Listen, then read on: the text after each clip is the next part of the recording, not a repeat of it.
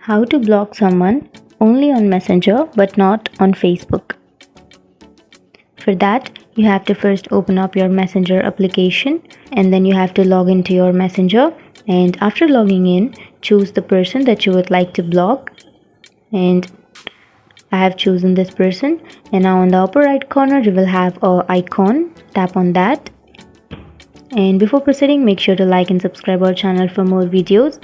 And now if you want to block this person only on Messenger, then you have to scroll down and you will find block option.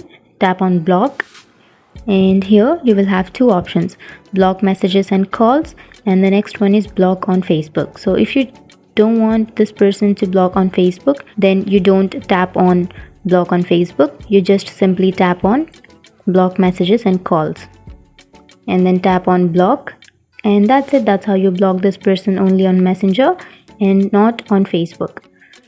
And if you have any questions, feel free to comment below. Thanks for watching.